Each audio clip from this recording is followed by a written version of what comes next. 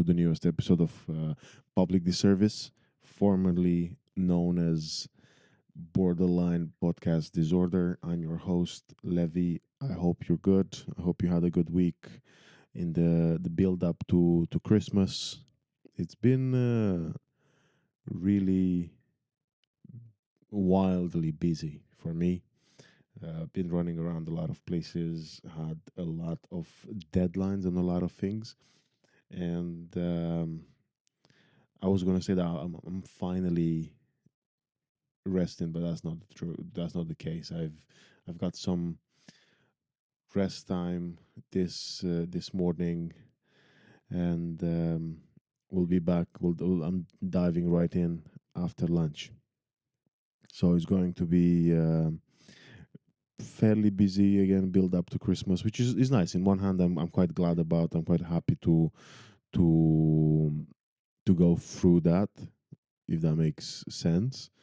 And I'm excited to see what comes up. I think I've been pretty stressed with a lot of my a lot of things in the personal life, which I still am stressed for a bit now. But working is definitely help, or working on things I enjoy and things that I want to do is definitely kind of helped keep me sane. I've also been battling a bit of a cold, so that's why it's the 1 day delay on the podcast. Um, I've been struggling with that since the weekend, and it's been quite a nasty, virus or whatever it was that I've got.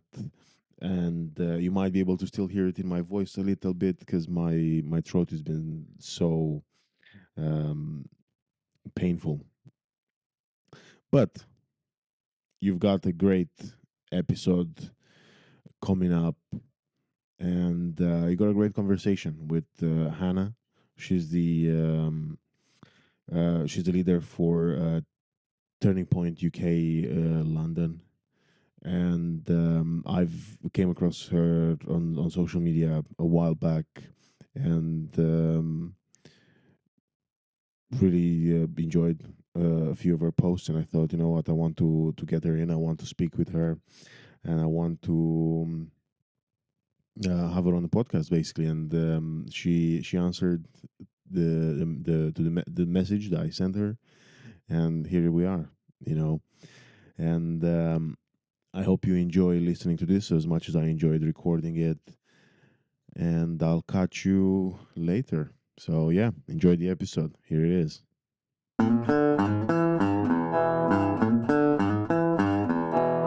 Okay, so hello, Hannah. Thank you so much for doing this. How are you?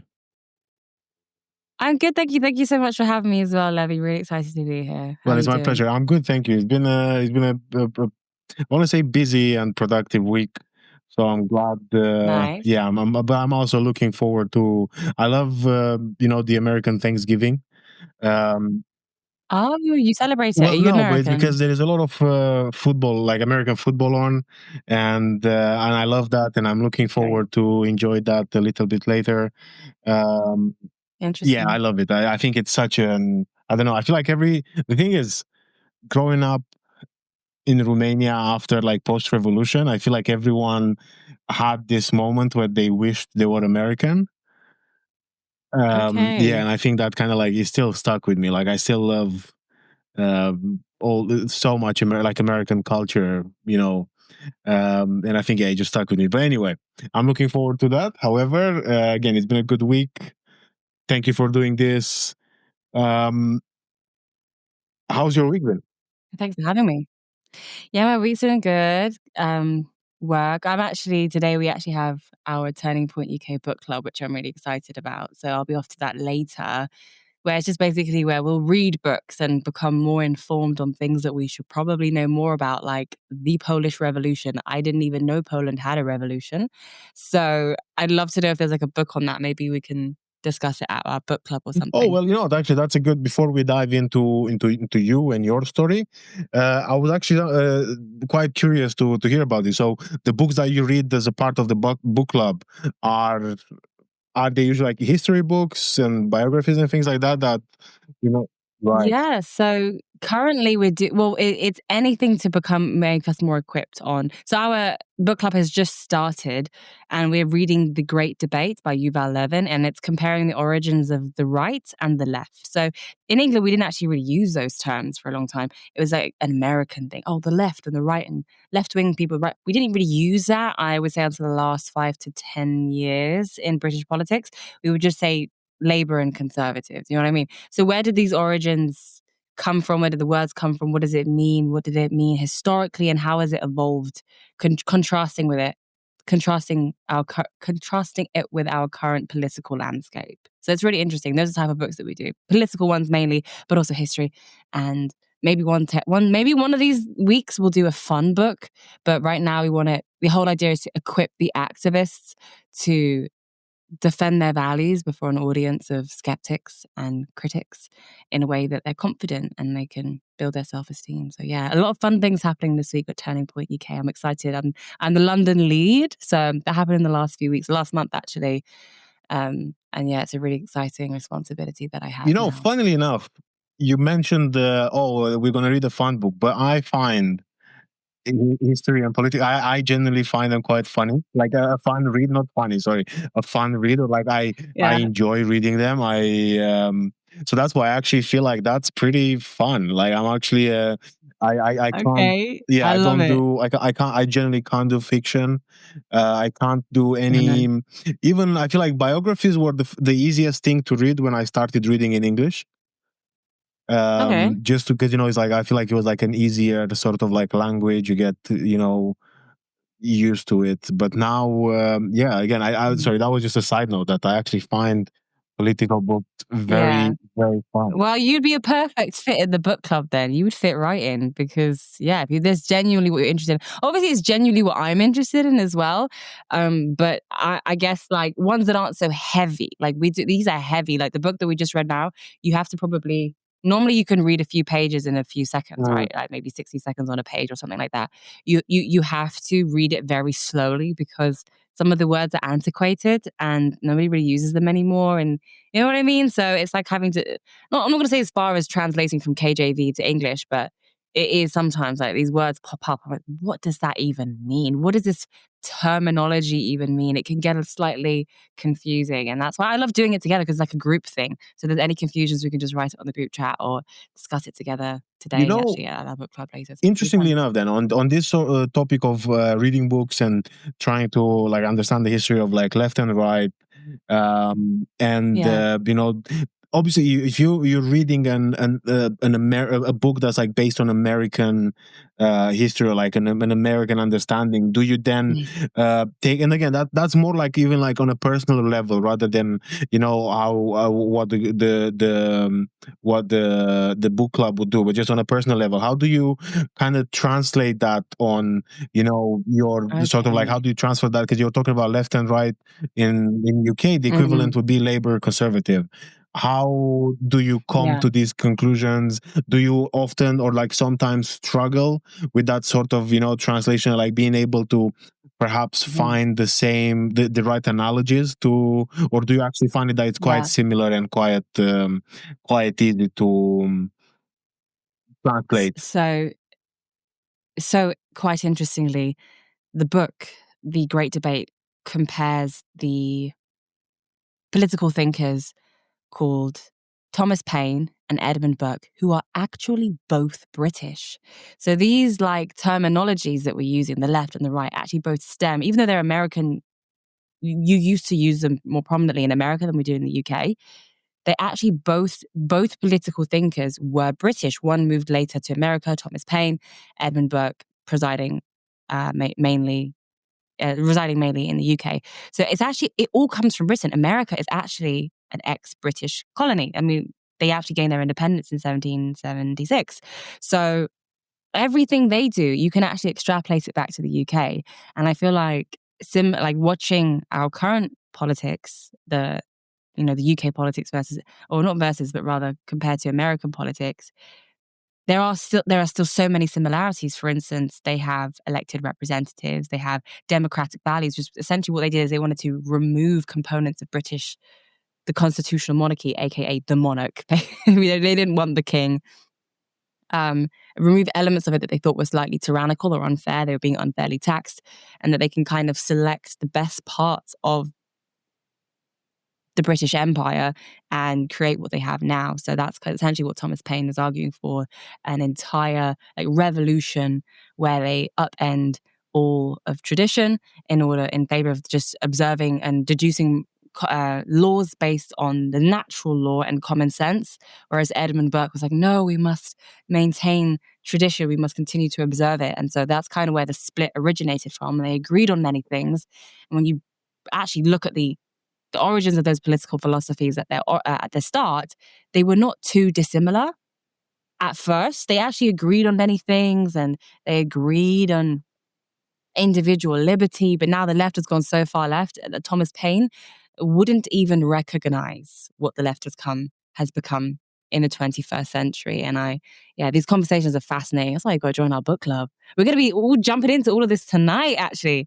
Interesting. And then, just after this interesting conversation with you. With the book club, how does it work? Because obviously, do you have to be a member of the...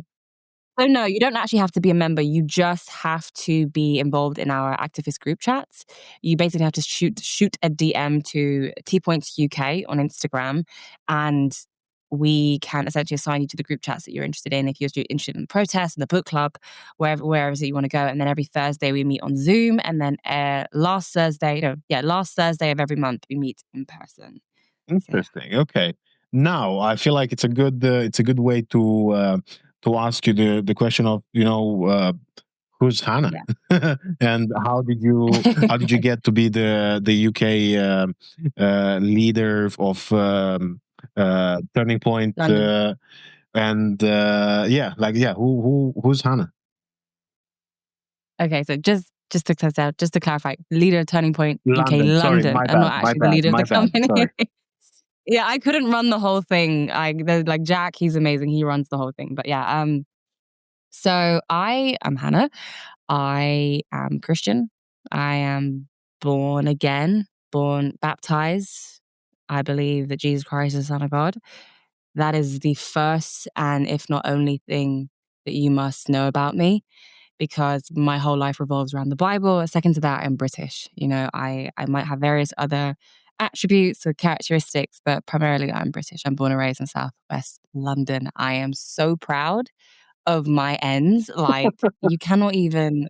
I'm just so proud, because it's like, you don't realize how much you love it until you leave. Until you go to East London, you will never appreciate West London. And I say that for so many reasons. And you can criticize me, you can push back on this as much as you like, but I just love... Like, I know everywhere. I know where to go. I can never get lost. It's not as overcrowded, and it looks pretty, I guess. East London's like graffiti is everywhere. And I'm like, I can't stand it personally. But yeah, I love being from London. I love being British. And then lastly, I would say I am Eritrean. So that's where that's my ethnicity. So I'll never deny that I'm Black. I'm not denying my ancestry, my lineage, by embracing my nationality, my British nationality. It's just that I gravitate to one more than I do the other. And I think that we should, in this current political climate of such division, we should be emphasizing the common denominator, where we have so many differences. We're all British, we're all speaking English. We all, know the royal family. And even if you're not obsessed with them, I know I'm not obsessed with them, but I do see them as an important institution central to the British identity in this country. So yeah, in that order: Christian, British, Southwest London, Black, Eritrean. Well, actually, sorry, one thing first before I ask you this question, but I was quite curious to, not curious, sorry, I was drawn into the point that you made about how, given the current climate, it's important to kind of, to see the fact that, we're British and we gotta unite in. Again, no, I wasn't born here. I'm still going through the process of the citizenship. But I just meant in the respects of like what you have said, and it's quite interesting because just like you said, it's about things that should unite people, especially in moments like this. Whilst it feels like sometimes this sort of attributes would you say it, would seem to divide people and to take them even further away. And Yeah. then it's kind of like, even if again, like I'm not British, I want for Britain to do well because I live here, Yeah. and I love this country, and I like being here, and I want it because it's kind of like if it goes well, it goes well for me as well. So why wouldn't I want it to do well, Mhm. right? Absolutely. That's how I see it anyway. And then I'm quite shocked Yeah. when actually sometimes I hear the other thing where it's like, no, it's we don't deserve it, or like the X or Z, we gotta like divide each other. And I'm like, did we not agree many years ago that dividing people is like a bad thing? Yeah. But anyway, sorry. Absolutely. What I wanted to ask you is, how did you get to? Because also like something very important you mentioned, you're Christian first. How did you Amen. get to perhaps to embrace this again, like this, your yourself in such a way, and how did you get to the point where you've decided that this is the way you're going to like see yourself, and you're going to say like characterize yourself? I would say that it comes amidst witnessing a lot of policy prescriptions on a secular level and acknowledging that the issues are far deeper than that.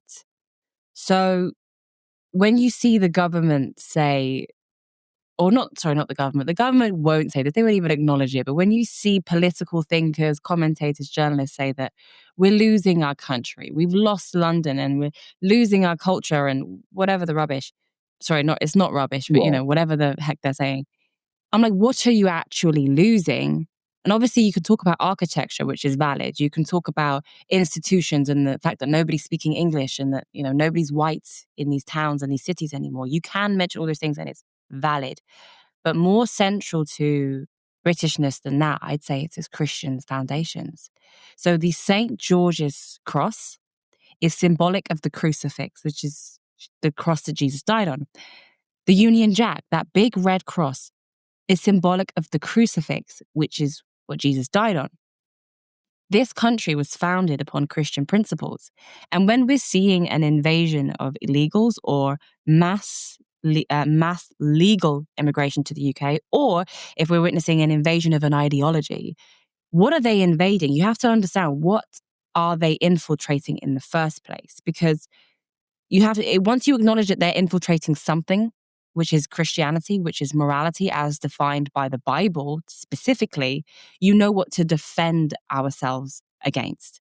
Otherwise, you're saying, you're just kind of, you know what I mean? You're just trying to make a secular argument for morality, which I don't think is strong enough. I'm going to be honest with you. I don't think it's strong enough to just say, common sense can determine that we shouldn't, that we shouldn't accept millions of people into the country. You need to acknowledge that there is a foundational culture. There's a foundational culture that is defined by a Bible that we all previously acknowledged in this country for decades. And we recently, in the last 100 years, have decided to drastically depart from. Now less than 50% of the country are Christians, and our politics stem from our morality. It's just evident. The laws of, don't kill, don't steal, it all stems from Christianity. The whole idea that God is higher than government, that's the Magna Carta, that's 1215. So everyone knows that morality has to be defined by somebody.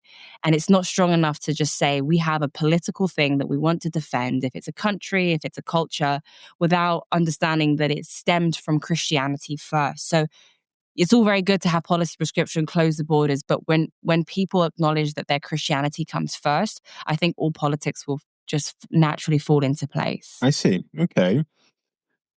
And how did you were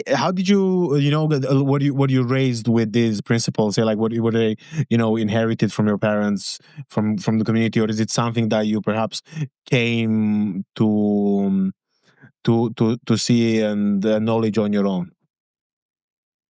The fact that again Christianity So goes like hand in hand with the Britishness, and that that basically is the main, should be the main characteristic, like main defining characteristic. Okay, so just gonna break my response down into two. I did have a Christian upbringing, but I don't think that my upbringing will determine whether or not I remain Christian later on in life. And I think that is evidenced by the recent census, which has revealed that less than half of the country are Christians now, despite having a Christian foundation and a Christian conception and a Christian origin. So just because something starts off one way, I don't think it determines the path later down the line. Now, specifically relating to your question of how I formed that particular perception, it did not come from my parents. My parents are incredibly left wing. My parents are actually immigrants to the United Kingdom, Eritrean immigrants to Britain. But they spent a lot of their time in Ethiopia. So they were actually heavily opposed to me being very vocal on mass migration and illegal immigration, because they saw it as like, they saw it as a, not even a betrayal. I don't know what the word is. They thought I was extremely lost and misguided. Right. They're like, "What's going on?" And they're your parents. Like, they love you and they wanna make sure that you've not lost your way. And I realized that more than I have to defend my values to people on the internet, it really is people in your innermost circle, and you have to really just explain to them where you come from. And I think with enough conversations, they could see that what I was complaining about, what my values were not really misguided. They were actually they were well informed. They were extremely well informed, because I had read the reports. I had experienced negative interactions with I don't know if they were illegals, but they were certainly migrants in London, and I just didn't really have that experience with British people necessarily. So it was anecdotal, and it was also observational in terms of the stats that were out there, and the lack of safety that British people feel in their own towns and cities. So it took a lot of persuading, and I honestly have had to resist a lot. It's not been easy. It's not easy to stand up to people who, it's easy. Actually, I'd argue it's easier to stand up to people on the internet, because they are, honestly, I don't have a lot of respect for some of those people in the comment section. I'm like, if I met you in real life, I would respect you as a human being, but I wouldn't think much of you. So it's easy to kind of stand up to people that, people like that who comment the most vile things on social media. It's harder when it's people that you know and that you love and that that love you, and you feel like, oh my goodness, they have this perception of me and it sucks and I'm sad about it. And that sadness will last for a while, depending on who they are. If it's your immediate relatives, it will be like really hurtful. Like when I was so young, when I was 17, that was the hardest. And obviously now I'm a bit older, it doesn't bother me. I think there's something that just comes with age and time, that you're just like, okay, you don't like me, and what? I like, and what? So But um you know what? yeah. Quite curiously, with things as such, and not curiously, but actually, interestingly enough, I very much agree with you, because I feel like it's much easier to um even not even argue, but just like not see like eye to eye with people that either you don't know or you barely know. But then when there is like an emotional level attached to it, then I can see why. And I, from personal experience as well, I can I feel yeah, I've definitely been in those situations where I'm like, oh, this stings a lot more than if someone on the internet would say something nasty to me. That for sure. Yeah. I can see that for miles away. But then, you know, I'm actually going to run this by, because I'm quite curious to see what's your thought on it. Because the whole even the idea of like, oh, I'm like from being from immigrant parents, or like having been, like, for example, in my case, being an immigrant myself. I always think that Yeah. again, to me, and like the way I even see it now, is that you can't. Again, you can be a migrant, because obviously, like, again, we're talking about America. Was it right? Yeah, well, right when we started the recording, we're talking about America. I know it was built on that, right? But then, obviously, Yeah. the same place can have then restrictions on it when you're like. Because now I was even thinking about I think recently I was thinking about the sort of like, oh, the benefits of coming to England, but there is, even the people who are here are struggling. Why would you bring Yeah. more people on. Like, I think there was a Yeah. massive difference, I can imagine, between the time when your Yeah. parents would have come here compared Yeah. to what's it like now, and to what the demand is now, and like what is happening, and these things. It's very, Absolutely. very different. So I never, I genuinely, I never understood, even before I had like a shift in, perhaps, or like, let's say, like a political awakening to an extent.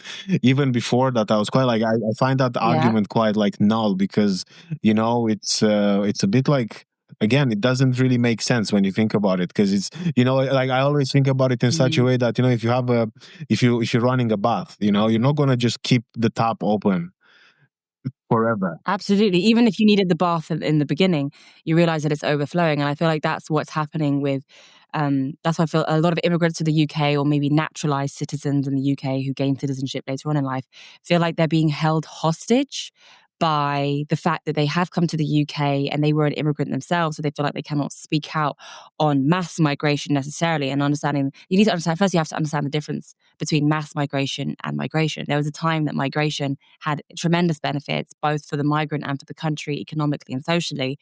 Um, but there are instances where it becomes excessive. For instance, where now nobody can find a GP appointment, nobody can see a doctor. The cost of living is up, and house prices are up because they're just flooded with supply, with lack of demand. We haven't got enough houses to supply these immigrants with, and even the British population as well, struggling to find housing and climb on the housing ladder. And you understand that there is a capacity, and it doesn't necessarily, and so you feel like there is a capacity, and there's a point where enough has the bath is overflowing, in your analogy in particular. So you don't necessarily have to defend the system in its entirety, even if you have previously benefited from it in the past.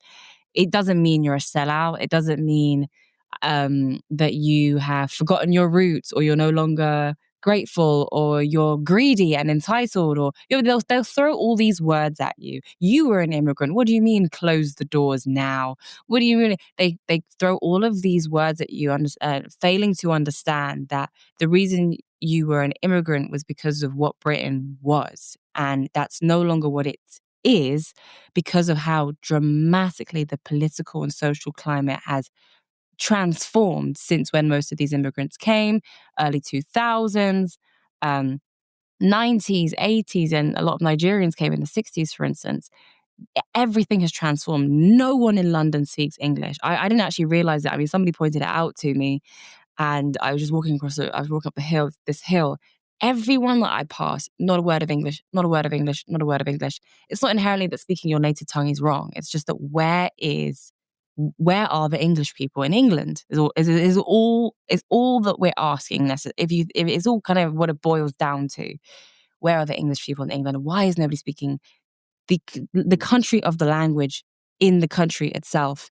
And so I don't feel like you should listen to those critics who think that you're a sellout, who you've lost your way, you've kind of betrayed other immigrants, and now you're here, you want to close the doors. I don't think it's anything like that. I think it's acknowledging that Britain has the ability to become the very corrupt nations that immigrants initially fled from, in terms of the lack of safety for women, That's housing an interesting issues, point.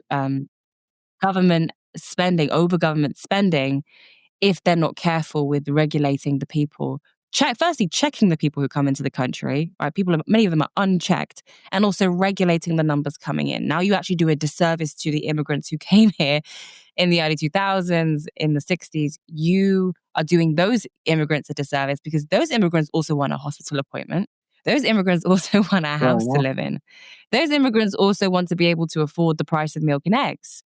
You're doing immigrants a disservice as you were doing British citizens a disservice. And that's something that the government really need to grasp, and the haters of immigrants who choose to speak out on these issues need to grasp as well. We're human beings, and I feel like that's the thing. They always talk about the migration status, and they get so obsessive over just getting people into the country. They don't consider the long-term repercussions necessarily. So they're just always obsessive over calling you an immigrant agreement. But Levy, you're about to be a naturalized citizen, right? You're about to get your citizenship.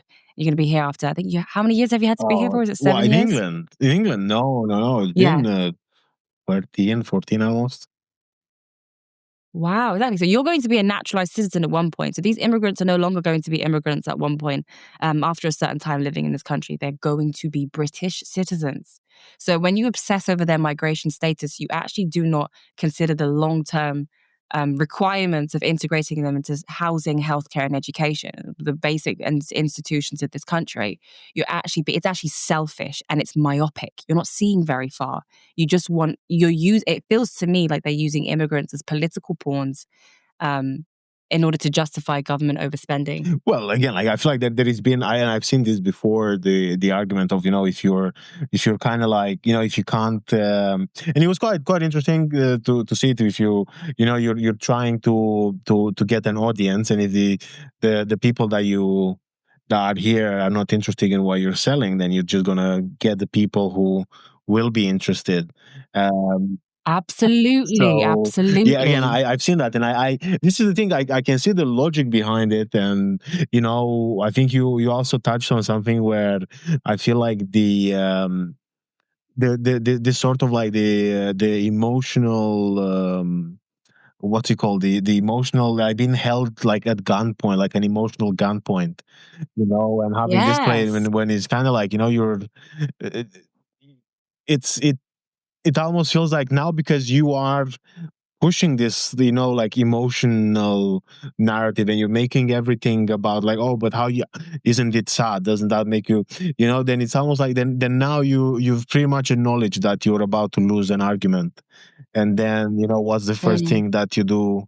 I think since you're a kid, if you lose an argument, you're just gonna, be sad, and go like, oh, I don't want to listen to this anymore. But it's not fixing anything. Or you just give in. You give in and you agree with what they're saying so that you can spare yourself the embarrassment of maybe feeling like you weren't able to defend yourself. So you actually end up giving into their emotional manipulation tactics and agreeing with their side eventually. That's literally what happened to white liberals, by the way. They loved being English till all about uh, 2000.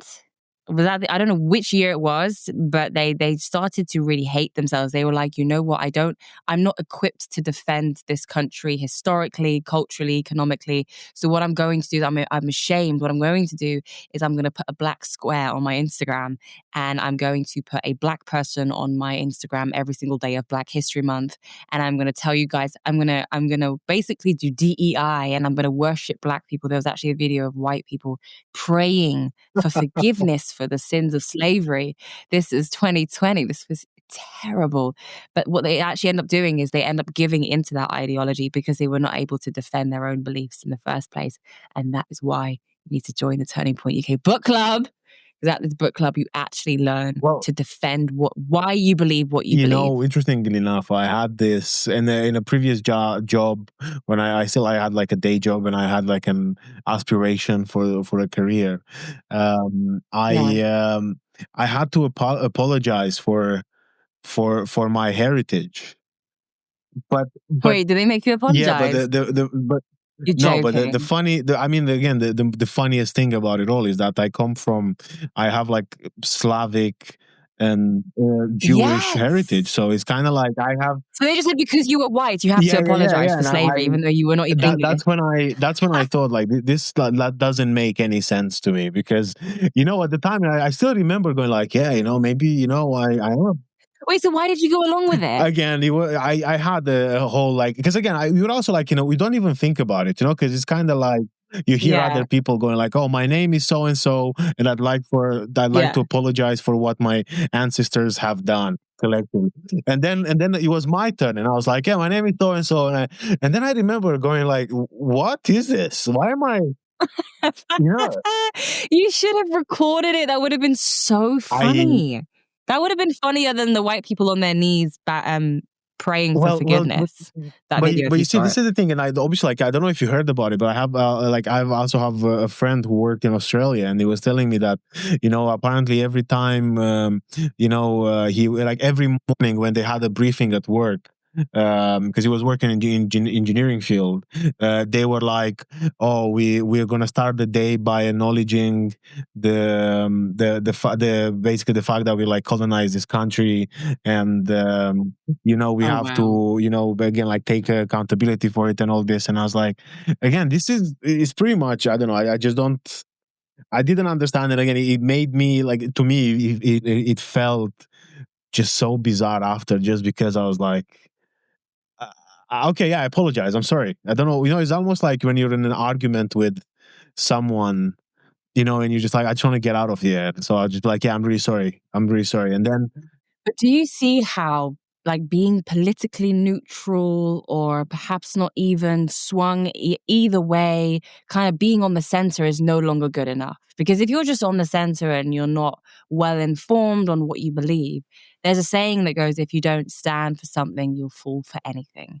And that basically summarizes why a lot of white people have given into radical leftism, which is basically to worship Black people and to hate themselves and to hate men and to love women, no, worship women is what I should say.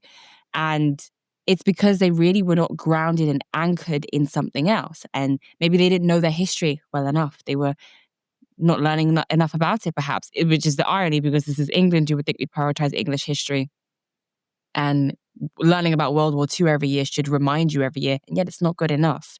It needs to be, we need to see the Union Jack every day. We need to see the St. George's flag every single day. And that's what I loved about Raise the Colours. You must have seen all the flags going up everywhere in England, the St. George's Cross, the Union Jack, everywhere, because enforcing a national identity and feeling a sense of connection with where you were born and raised is not just a history lesson that you did in school years ago. It's not just a national anthem that we don't even sing as a country, but you might sing at the beginning of a football match. We need to feel a sense of connection to the flag every single day. There was a flag in my room a while ago. Don't know where it's gone. I have to put it back up again. But then we need to see the flag at every school. We need to see the flag in open spaces. If you go to any other country, now I'm not really a traveler, so I wouldn't know this. So this is kind of what I hear from other people, but they see the flag everywhere. It's like they're so proud. For a while, I thought this country was Ukraine. If you looked around London, it looked like Ukraine because the flag, more than I had ever seen the Union Jack in my life, I saw the Ukrainian flag. And I've been in London my whole life and not been anywhere else, Because any other country, the flag is littered throughout the streets. It's only Britain. I don't know about America. I don't know if they have the same issue, but it's only Britain where we just don't see the flag. At least in London, we don't see the flag. We'll be lucky if we see it on a Jubilee, royal coronation, something like that. But otherwise, if it's not particularly related to the royals or football, we just never see it. And so we need to see it more. I love that flag. I've got no issues with it personally, so yeah, good to see. Which again, I feel like it's a very fair point. And to actually go back to something that you said earlier at the beginning, when you're like, oh, do you see why like if you don't stand up for anything, you'll fall for everything.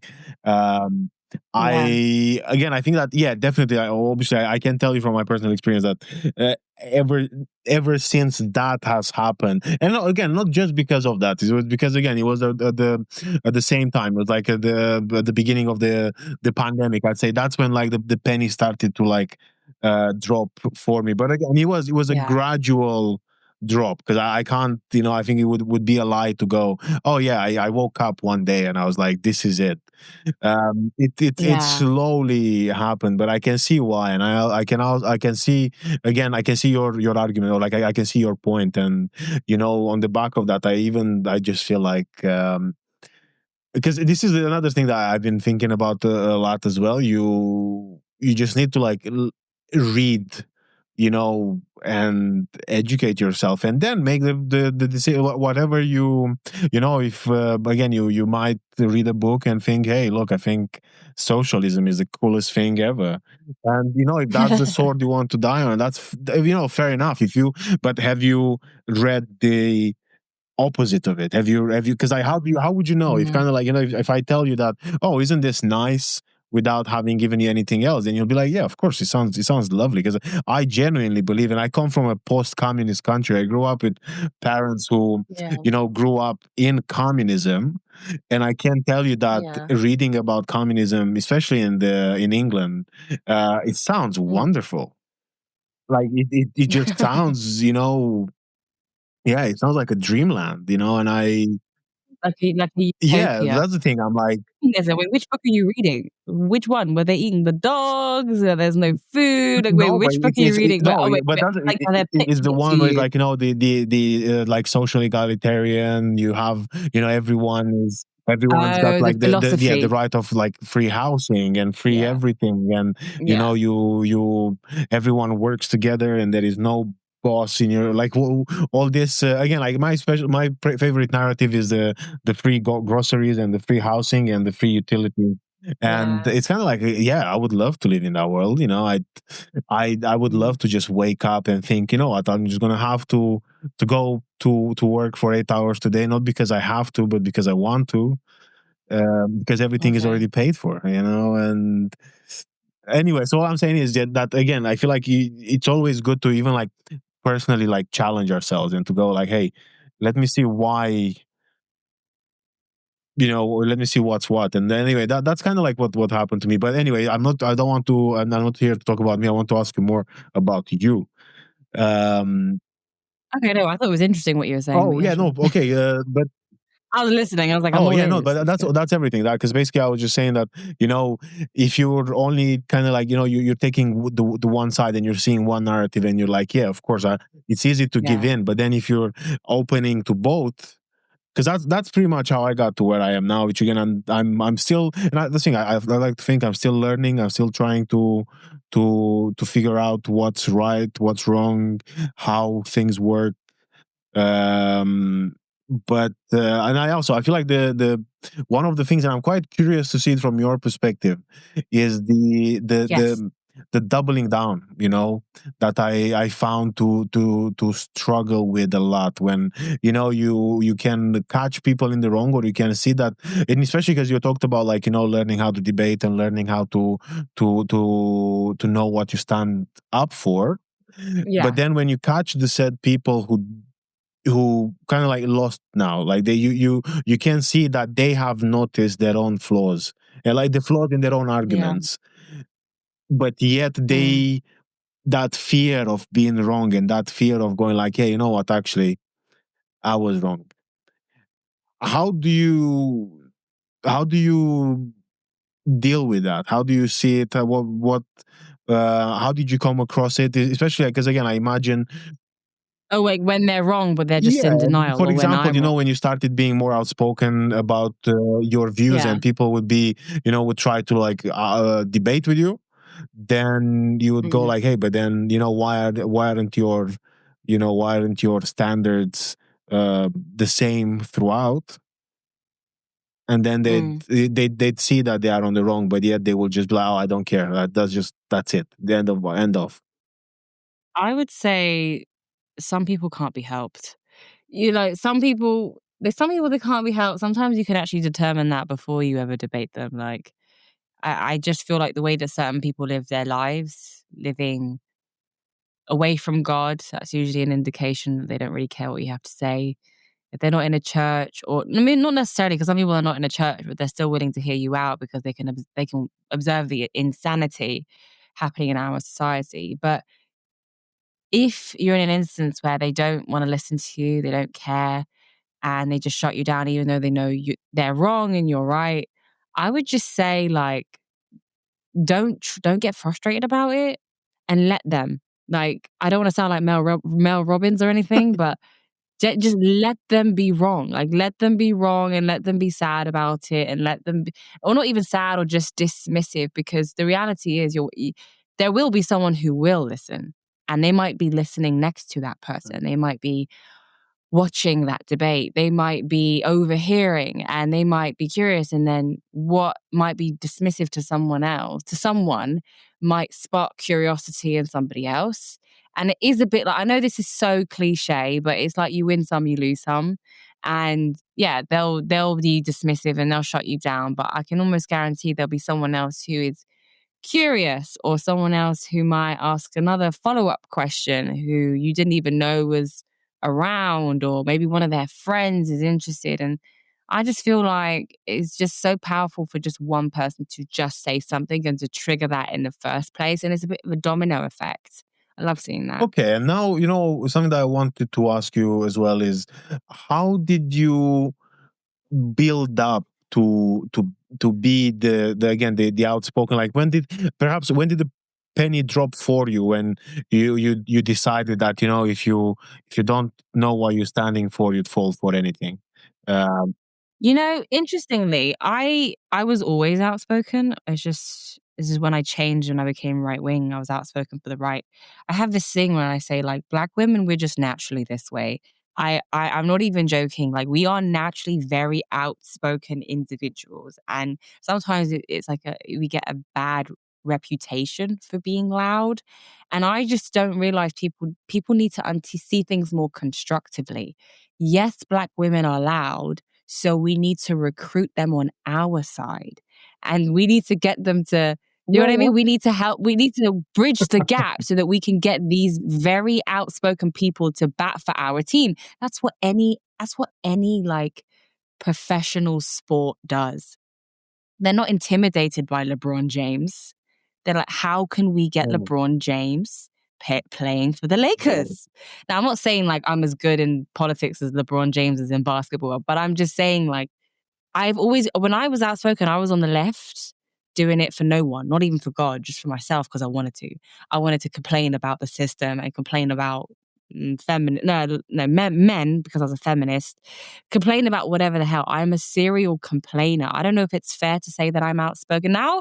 It's like with Turning Point UK and it's political discourse, so you can say outspoken and it's like just being a public commentator or political commentator, whatever you want to say.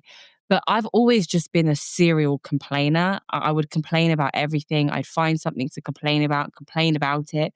So that is essentially the character of the left. They are the complaining culture, and they're never happy. Like, they're never content. When I became a Christian, I didn't complain as much. Right. Like, How did you? I was just happier. It really just got calmer. Like a proper, when I say Christian, I mean like proper Christian. There was like Christian, yeah, on paper, and I'm Christian, but then there's like proper Christian. That's when I got calmer. That's when I was happier. And God, I realized that the complaining never fully went away. It just shifted. Now I was like, no, it's more constructive. Now it's criticism.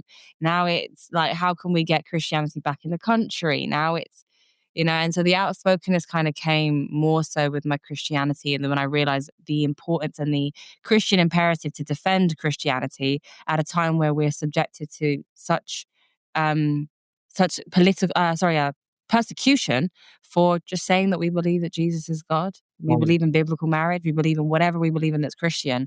We're getting criticized. We're getting persecuted. We're losing our jobs. It's getting bad. It's getting really bad. But honestly, God is helping us. I don't want to leave it on that note of it's really bad, because I do think more Christians are speaking out. There is a Christian revival happening in Gen Z. I think the number of the church attendance between 18 to 24-year-olds has quadrupled in the last few years.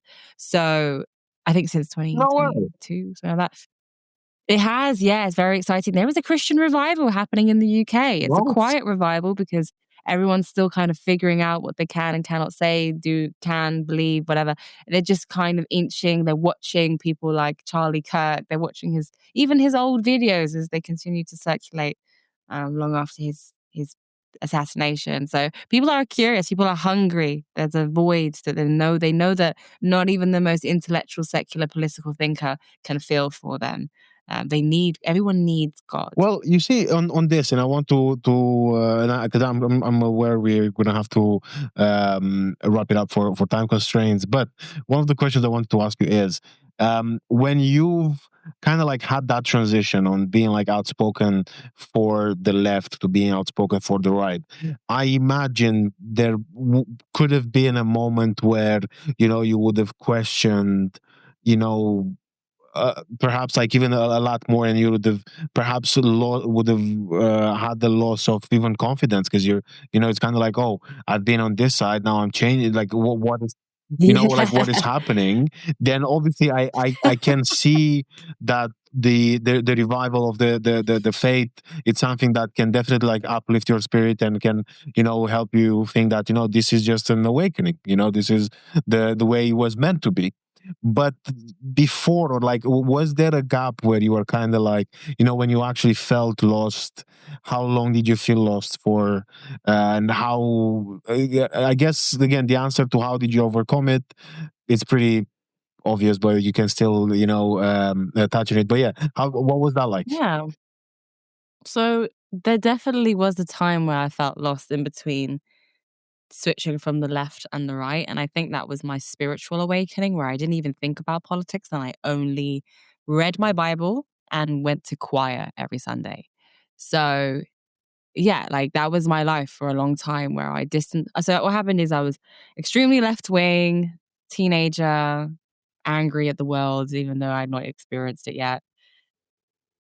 Um, I don't even want to be dismissive of my time as a teenager because it shapes a lot of how I think today. But you know, I'd just been angry at so many things that I didn't know why I was angry about them. Just somebody on social media told me that I should be angry about these things. Anyway, so that was that. And then I came to Christ more deeply, more profoundly. And I distanced myself from activism, left wing activism. It wasn't even like, oh, I'm done or I'm throwing in the towel. It was more just, I'm happy. I'm actually just happy. Like when you find Christ, you're just happy. Oh my goodness, this is a good example. So when like women like, I don't know, they get a boyfriend or they get married, and it's like you don't see them anymore. Yes. And they don't have time for their friends anymore. I don't know, maybe the same for men as well. They get married or they get a girlfriend and you just don't see them anymore, and they're just all lovey-dovey and they're just like more, I don't know, like Yeah, it just, I can see it that. felt I like, can see that. like nothing was happening and nothing needs to happen, and they just enjoy each other's company and they're just walking along the beach or whatever. I mean, I hate the beach, but they're walking along the beach. And Yeah, and it's just enough. It feels like that's that's it. kind of, That's all you need. that's all you need. There we go. So when I had Jesus, I felt like that's all I needed. That's literally all I needed. And I was just happy. I was just going to my church. I was reading my Bible. I wasn't paying attention to politics. I didn't know what was going on. And so I stopped man hating naturally because I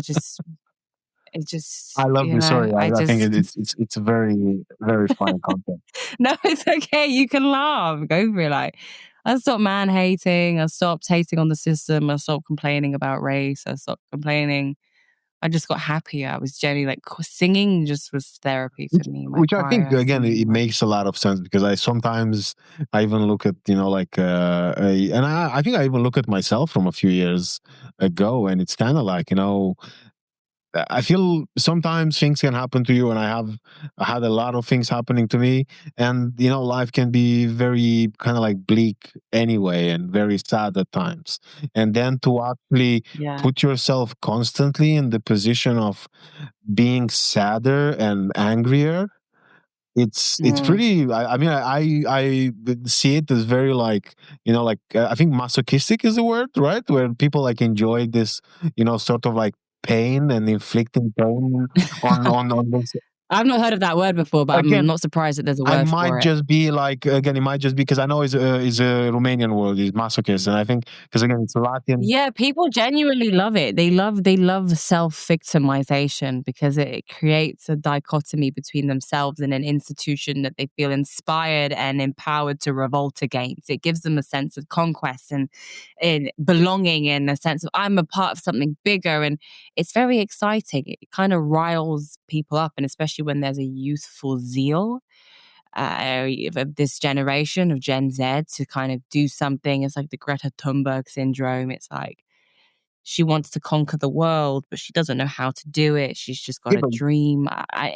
It's just like, do you know what yeah, I mean? Like, but I I don't feel want to like put her down, but you can be a part of something bigger, yet something that mm, actually makes you happy, or something that gives yeah, you a bit of joy along the way.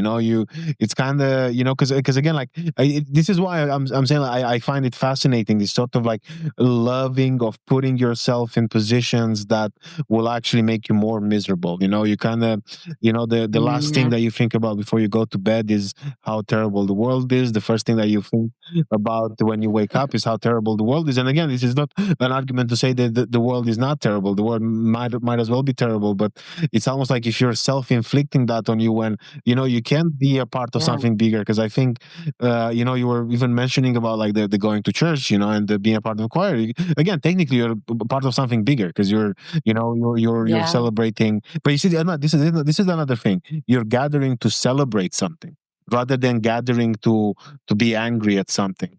which I feel like it's such Yes. an, again, like I find it quite fascinating, just to the concept of, rather than, I don't know, like rather than going out with my friends and celebrating life, I'm just going to go and we're just going to start shouting at nobody, because actually, we're just gathering between each other and starting shouting for I no, and know. I just find it, and then it's like, oh, I can't believe I feel so sad, and I'm like, well, can you really not believe why Yeah. you're so sad? Can you not see how you've put Mm. yourself in these situations where you can be so? Because I remember being that miserable. I remember feeling that sad and feeling that kind of like tired with life and feeling and again, obviously, a part of it is because of things that are happening to you, but then a part of it is because of things that are self-inflicted. And it's kind of like, if you're, it's almost like if you're self-inflicting it, you gotta. I think it would be good if, ideally, we'd live in a world where people can see that and they'd be like, okay, you know what? Maybe that's not good for me. Maybe I need to do something else. Absolutely. They need to find something else, like get a hobby. I sometimes think about how rabidly people just put that they don't even think, they just type. They get so angry and so heated about something so quickly. And I'm just thinking, it's 7 in the morning. I'll get like you get hate. It's 7 in the morning. Do you have a job? Do you have school? Do you have an exam later on today? Like Well, you see, at one point, I sorry, just go on. No, I was was just that going to say that, you see, sorry, because you finish your point and then I'll tell you.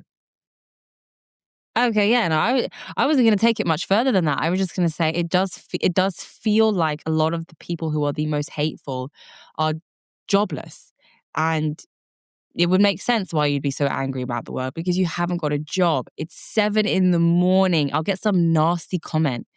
It's 7 in the morning. Rebecca Black hasn't even had her breakfast yet. But you see, with that though, you're saying that, and however, the way I see it is, then you wake up, and then the first thing that you're like, oh, you know what, I'm just going to give the world, a piece of my thinking, and then you're busy, I don't know, like leaving like a hate comment on like Hannah's post. Then you're gonna miss the train for Yeah. work, you're gonna get in trouble for missing the train for Yes. work, and then you'll be like, oh, it's Oh, Hannah who's responsible for me now, losing my job, or getting a warning, or however those things work.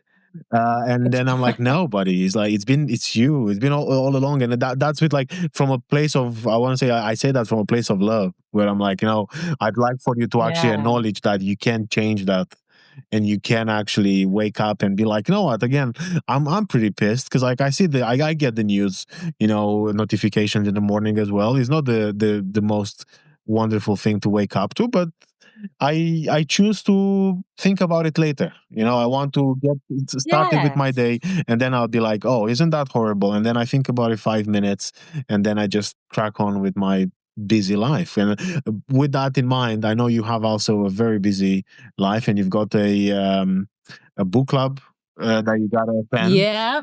And Oh, wait, let me yes, just, please.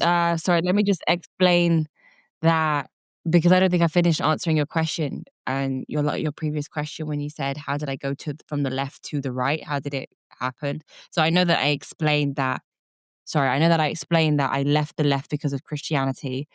Christianity kind of restored me to an emotional equilibrium, and then from there on in, I listened to commentators and journalists and people on social media, and then that brought me over to the other side. Just to conclude the answer to the question. I don't feel I fully completed it, but yeah, there we go. That's Sorry. okay. I think you've again, I had such a great time recording with you, and Yeah, I had an exciting conversation. I enjoyed this for convo. everyone who wants to see more of your story, and to go beyond the hour that we've spent together, and to get to again, to just see your content, where are you most active? Where do people find you? Okay, so you can find me at Freethinker Hannah, Hannah, Freethinker Hannah on Instagram, TikTok, YouTube. No, not YouTube. Yeah, X, TikTok, Instagram, Freethinker Hannah, and then YouTube is the Freethinker Cast. I post the most on Instagram, so yeah, Well, find me there. Hannah, thank you so much. Hope you have a good night. Hope the book Thank you, club goes Levy. well, and we'll catch up later. Definitely. Bye bye. Okay. Bye.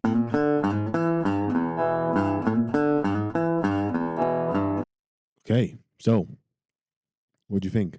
Hope you enjoyed listening to this as much as I enjoyed recording it and spending the time speaking with Hannah. Now, updates wise on my side, just check out my socials. There are some things coming up. Nothing that I can think of that's really like stands out for the next week or so. So until next week, you know the drill. From me, Pickle and Sarma, stay skillful. Goodbye. I'll see you in a week. God bless.